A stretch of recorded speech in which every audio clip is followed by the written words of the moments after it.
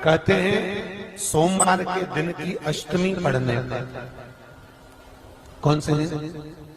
सोमवार के दिन कौन सी तिथि? जम के बोलो। अष्टमी।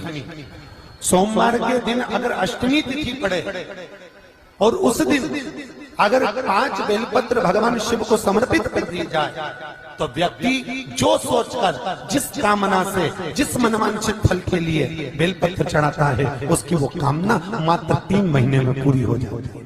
मात्र 3 महीने। एक बात बहुत सुंदर है, ध्यान रखिएगा थोड़ा सा। कभी अगर मौका लगे, सोमवार की अष्टमी पड़ जाए,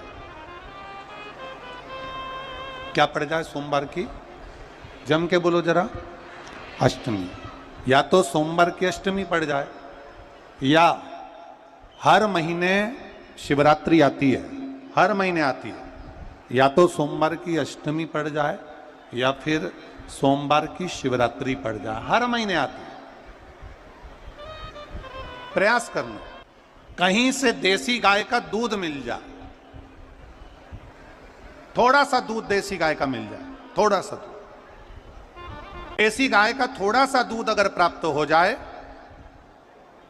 बेलपत्री के पत्ते से दूध कटोरी में लेकर, मात्र बेलपत्री के पत्रे से एक एक बूंद, अगर दूध आप एक बूंद अगर ज्यादा ना मिला हो, 1 चम्मच भी अगर आपको दूध देसी गाय का मिल गया हो, और सोमवार की अष्टमी पड़ जाए या सोमवार की, जम के बोलो, शिवरात्रि पड़ जाए, उसमें केवल अगर देसी गाय का दूध मिल जाए, जर्सी गाय का नहीं हो, देसी गाय का अगर दूध मिल जाए, बेलपत्री के पत्ते से, तुम्हारे घर के अंदर अगर शिवलिंग है या मंदिर में शिवलिंग है या तुम्हारे नजदीक में कोई शिवलिंग है, उस पर बूंद बूंद, एक एक बूंद अगर शिवलिंग पर दूध समर्पित कर रहे हो, श्री शिवाय नमस्तुभ्यम, नमः शिवाय, या षडाक्षर मंत्र ओम नमः शिवाय, या 33 अक्षर का मंत्र महामृत्युंजय मंत्र, इसका स्मरण कर कर शिव जी पर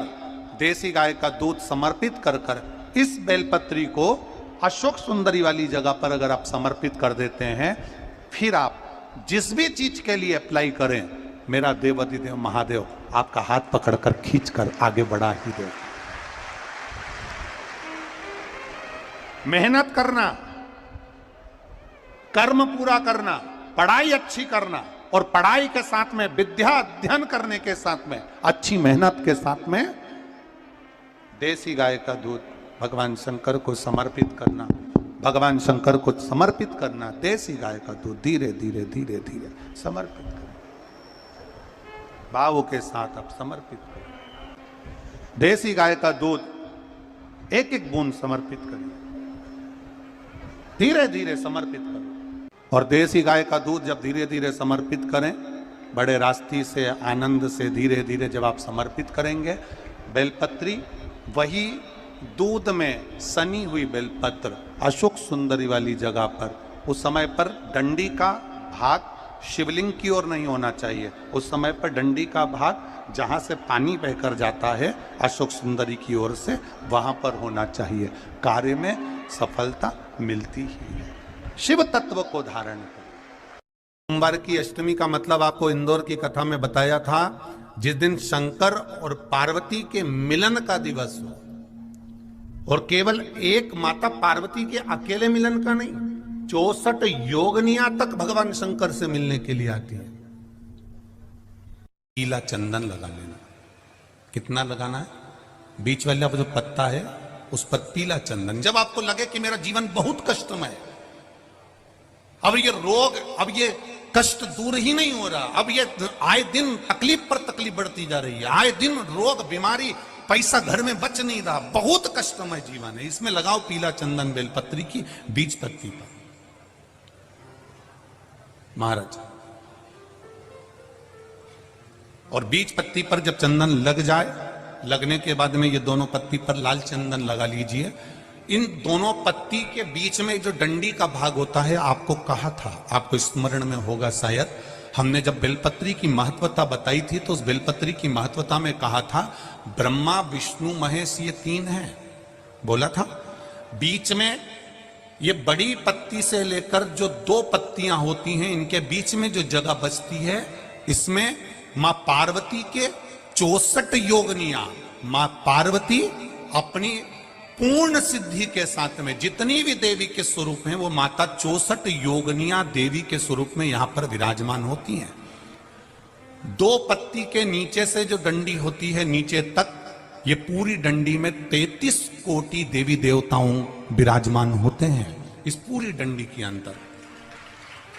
तो ये बीच वाली पत्ती है, ये जो बीच वाली पत्ती का जो भाग होता है, इस पत्ती के भाग में शहद का प्रयोग कर कर, यहां पीला चंदन, लाल चंदन, लाल चंदन, शहद का प्रयोग कर कर, इसी तरह से पकड़कर ये बेलपत्री की जो डंडी है वो अशुक सुंदरी पर जब आप समर्पित करें तो जहां से जल बहता है उस ओर पर इस पत्ती को चढ़ाकर केवल आपके हृदय की बात कहकर देव अधिदेव महादेव से कोई भी शिव जी का मंत्र, पंचाक्षर, नमः शिवाय, षडाक्षर, ओम नमः शिवाय, श्री शिवाय नमस्तुभ्यम, या महामृत्युंजय मंत्र, जो शिव का मंत्र हो आपके पास में, उसको बोलते हुए देवाधिदेव महादेव को धीरे धीरे जल की धार चढ़ाना प्रारंभ करो।